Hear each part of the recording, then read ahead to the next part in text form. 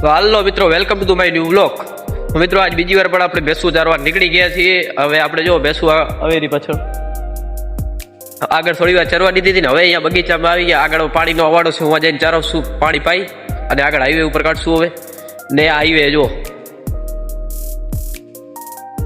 આ જોઈ લો, આ ભેંસું અવેરી, આ બગીચો.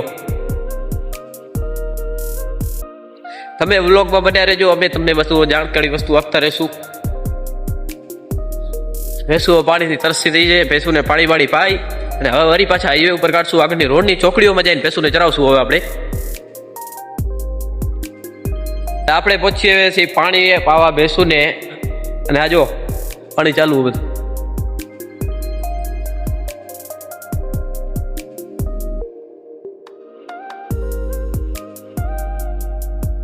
ત્યાંથી પાણી પીને સીધી હવે ચરવા નીકળશે મિત્રો. કેમ કે આમાં જરાક છાવાનું છેટું હોય એટલે પાણી પાઈ પછી નીકળવાનો ટાઈમ થાય છે. અત્યારે 11:30 ને 11:30 વાગે અમે જ પછી અમારું ઘર બહુ છેટું નથી, આગળ થોડુંક જ છે. જો ભેંસું પાણી પી લે આપણી, એટલે હવે આપણે અહીંયાથી નીકળવાનું છે.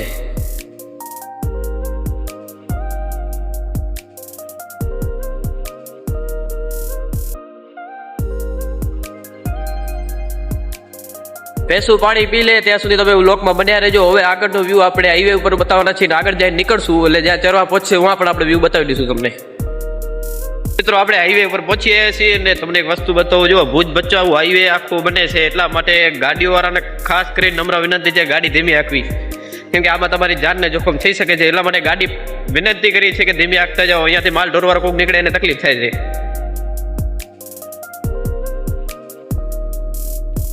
એટલે ગાડી કૃપયા કરી ધીમી હાંકવી. જો આખો રોડ ચાલુ છે કામ બનવાનું.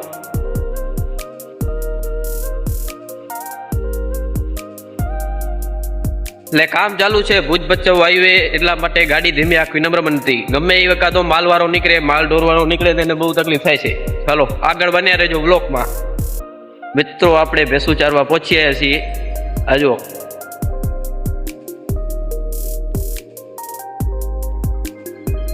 ત્યાંથી ભેંસું ચરીને સીધી હવે આગળ જશે. આને થોડી વાર ચરતી જવા દેવી પડે, એમ કે પછી ભૂખી રહે તો ઘણું પહોંચે એનો ટાઈમ થઈ જાય, પછી ઘરે આવવાનું રિટર્ન. ત્યાંથી ચરતી જાય તો વાંધો ના આવે. તો તમે બ્લોગમાં પૂરો થાય છે આપણો અહીંયાથી. હવે બ્લોગને લાઇક ન કર્યો લાઇક કરી દેજો, શેર કરી, સબસ્ક્રાઈબ પણ કરી નાખ્યો આપણી ચેનલને.